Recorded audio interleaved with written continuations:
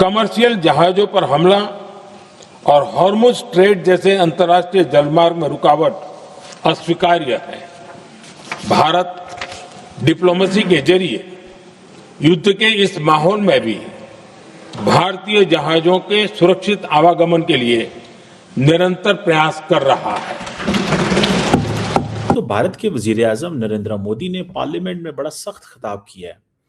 सख्त खिताब में इसको इसलिए कह रहा हूं कि नरेंद्र मोदी ने कहा है कि भाई तुम ये जंग जो है वो हमारे ऊपर मुसल्लत ना करो। वो कैसे? कि closure of Hormuz strait is unacceptable. It means कि India stands with Israel, India stands with the American cause, because India ये कहता है कि जो ईरान पे हमला हो रहा है उसको वो कंडेम नहीं कर रहे। इंडिया ने ईरान पे हमले को कंडेम नहीं किया, लेकिन ईरान ने जो एक्शन लिया है उसको वो कंडेम कर रहे हैं। So that makes a point. इस पॉइंट की हमें समझ आ गई कि ये पॉइंट है क्या।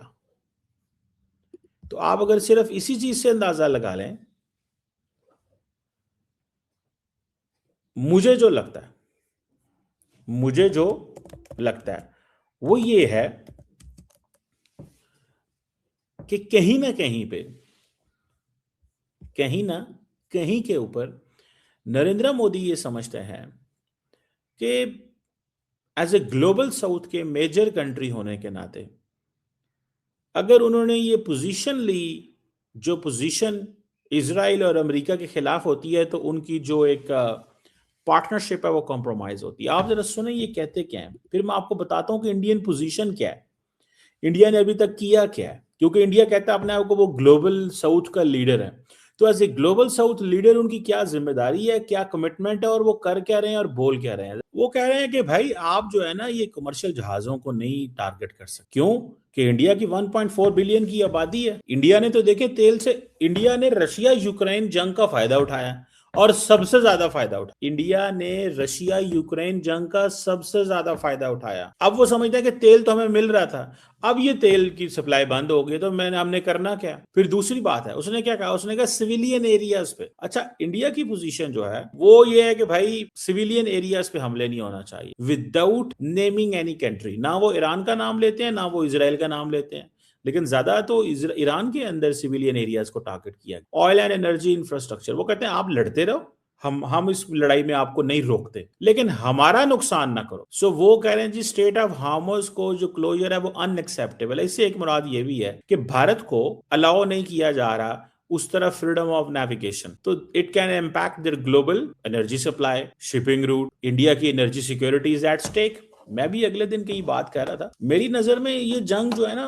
वो जितनी देर मर्जी लड़ते रहे, वो हमें इससे क्या फर्क पड़ता है। भाई जंग उन्होंने लड़नी है ना, लड़े वो जंग, लेकिन हमें क्या फर्क पड़ता है, हमारी एनर्जी सिक्योरिटी को मसला है। So India stands with Israel in this war. क्योंकि आपको पता है कि जो प्राइम मिनिस्टर मोदी जो है उन्होंने जाके नेतन्याहू ने जो कुछ गजा में किया था उसको सपोर्ट कर दिया था। उन्होंने कहा भाई मुझे इस चीज से कोई गर्ज नहीं है कि उन्होंने गजा में क्या किया है, मेरा वो इंटरेस्ट ही नहीं है। उन्होंने कहा मेरा इससे कोई इंटरेस्ट नहीं है, मेरा इंटरेस्ट सिर्फ इस चीज से है कि मैं ये समझता हूं कि मुझे मेरी जो इकोनॉमी है वो मजबूत होनी चाहिए, मेरे ताल्लुकात ठीक रहने चाहिए। तो ये बात जो है ये बड़ी सिग्निफिकेंट चीज है। अच्छा, इंडिया कब तक, किस वक्त तक, अब वो अपने आप को हम कहते हैं हम फलस्तीन के साथ भी हैं। सो मुझे ये लगता है कि ये मसले हैं। अब मोदी साहब ने कहा है कि हम अपनी एनर्जी को डाइवर्सिफाई करेंगे। तकरीबन 41 मुल्कों से इंडियंस जो हैं वो तेल लेते हैं, तेल एंड गैस, और वो इसलिए ले रहे हैं बिकॉज उनको पता चला है कि ये अगर फॉर एग्जाम्पल आप अब क्योंकि जंग का माहौल है, सो इंडिया की जो एक ब्रॉडर डिप्लोमेटिक मैसेजिंग है वो यही है कि भाई हम तमाम मुल्कों के साथ। यही वजह है कि अगले दिन एक ब्लूमबर्ग ने स्टोरी की कि फ्रेंडशिप एवरीवेयर, लिवरेज नोवेयर, यानी कि इंडिया की दोस्ती हर जगह पे है लेकिन लिवरेज कोई नहीं है। अब लिवरेज क्या होता है? Time of need. इंडिया क्या समझता है? जब इंडियंस बार बार ईरान से राब्ता करते हैं वो एक चीज के लिए करते हैं कि gulf of Eden and straight of Hormuz, ये दो जगहों पे हमारी एनर्जी सप्लाई लाइन का मसला है। गल्फ ऑफ ईडन पे वो कहते हैं कि भाई हौतीज बैठे हुए हैं, वो आपके पास एक कार्ड है, वो कार्ड हमें डिस्टर्ब। दूसरी बात वो ये कहते हैं कि भाई आपके पास जो ये स्टेट ऑफ हार्मुज है ये तो अभी आया ना, किसी ने सोचा भी नहीं था स्टेट ऑफ हार्मुज बंद हो, किसी ने सोचा भी नहीं था, बिल्कुल किसी ने नहीं सोचा हुआ। सो मोदी साहब वो समझते हैं कि मुझे हर कीमत के अंदर। अच्छा, इंडिया ने क्या किया है? इंडिया ने कहा जी कि ये ब्रिक्स को भी उन्होंने इन्वोक करने की कोशिश की है कि जो ये एक अलायंस है या एक वो है, ठीक है जनाब। इंडिया ने कहा जी कि ये एक अलायंस है। इंडिया ने क्या कहा कि ये एक अलायंस है। तो वो अपनी इस पोजीशन में लगे हुए हैं कि हमें किस तरह कैसे कोशिश करनी। इंडिया ने ब्रिक्स को भी इन्वोक किया, लेकिन ब्रिक्स का अच्छा, ब्रिक्स में ये है कि there is no one country, UAE is also part of the BRICS. UAE भी ब्रिक्स का हिस्सा है और ईरान भी ब्रिक्स का हिस्सा है। सो ईरान की फ्रेंडशिप बहुत है, इंडिया की फ्रेंडशिप बहुत है, बट लिवरेज का मसला आ रहा है कि from way they can get what they want to get. America के पास कॉम्प्रिहेंसिव ग्लोबल स्ट्रेटेजिक पार्टनरशिप है।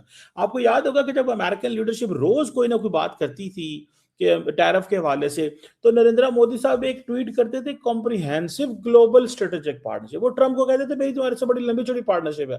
ट्रम्प कहता था मेरी तुमसे कोई पार्टनरशिप नहीं है। मैंने तो जिसके साथ मेरा नेटो का अलायंस है, जो मेरे ईयू के मेंबर हैं, आजकल तो ट्रम्प साहब उनको भी पेपर टाइगर कहते हैं कि तुझी तो कुछ भी नहीं यार, तुम तो मेरे साथ आए नहीं और स्टेट ऑफ हार्मस खिलवाने के लिए। तो नरेंद्र मोदी साहब कहाँ रह गए? तो the question is very clear है। द क्वेश्चन इज कि द लीडरशिप इन इंडिया जो ये वो कह रहे हैं, वो India definitely doesn't stand with Iran. India का इस वक्त जो मीडिया डिस्कोर्स है वो क्या है? इंडिया का मीडिया डिस्कोर्स क्या है, मुझे बताएं। इंडिया का media discourse supports Israel. India की जो मीडिया की सारी जो है वो दैट सपोर्ट ईरान, वो इजराइल को सपोर्ट करता है। इंडिया मल्टी अलाइनमेंट की बात करता है, ठीक है जी।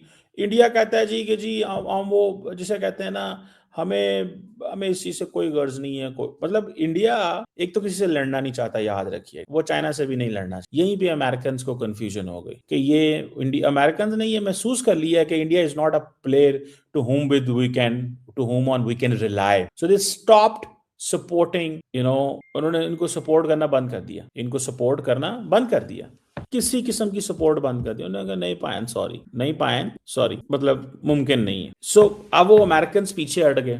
वो मल्टी अलाइनमेंट, इंडिया कहता है हमारी मल्टी अलाइनमेंट है, वो कहते हैं मल्टी अलाइनमेंट कोई नहीं। अमेरिका के केस में जो अमेरिका के, देखिए याद रखें, जो अमेरिका के अलाइज है ना, उनका इम्तिहान आ जाना है, याद रखिएगा। वो कोई भी हो। यूरोपियंस का नहीं आया पिछले 20 साल, 2 जंगें लड़ी यूके।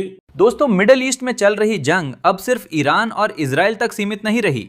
अब इसका असर सीधे भारत पर भी दिखने लगा है। आज प्रधानमंत्री नरेंद्र मोदी ने संसद में साफ शब्दों में कहा कि ये स्थिति बेहद चिंताजनक है और सबसे बड़ा खतरा है स्ट्रेट ऑफ होर्मुज का बंद होना। क्योंकि दोस्त, भारत का लगभग 40% तेल इसी रास्ते से आता है। लेकिन यहीं पर मोदी ने एक बड़ा संदेश भी दिया। भारत तैयार है, हमारे पास तेल, गैस और संसाधनों की कमी नहीं है, यानी साफ है, भारत दबाव में नहीं आने वाला। और यही बात पाकिस्तान को सबसे ज्यादा चुभ रही है। अब सुनिए पाकिस्तान के एक्सपर्ट कमर चीमा क्या बोल रहे हैं। जब खबर आई कि ईरान ने भारतीय जहाजों को होर्मुज से गुजरने की इजाजत दी, तो चीमा बोले, कमाल का लीडर है मोदी, भारत अपने रिश्ते बैलेंस कर रहा है। और साथ ही पाकिस्तान पर तंज कसते हुए बोले, हम ईरान के साथ खड़े हैं, लेकिन फायदा भारत उठा रहा है। दोस्तों, यही असली गेम समझ में आता है। भारत एक तरफ इजराइल से भी रिश्ते रखता है, दूसरी तरफ ईरान से भी बात करता है। मोदी ने खुद ईरान के राष्ट्रपति से बात करके कहा कि शिपिंग लेन खुली रहनी चाहिए, यानी भारत का साफ मैसेज, हम जंग नहीं, व्यापार और स्थिरता चाहते हैं। लेकिन पाकिस्तान की हालत क्या है? ना उनके जहाज जा पा रहे हैं, ना उन्हें कोई क्लियरिटी मिल रही है, और ऊपर से तेल सप्लाई का संकट अलग। इसलिए अब खुद उनके एक्सपर्ट मान रहे हैं ईरान भारत को नाराज नहीं करेगा, क्योंकि भारत बड़ा खिलाड़ी है। दोस्तों, जहां पाकिस्तान सिर्फ बयान दे रहा है, वहीं भारत मैदान में कूटनीति खेल रहा है। यही फर्क है एक रीजनल प्लेयर और ग्लोबल लीडर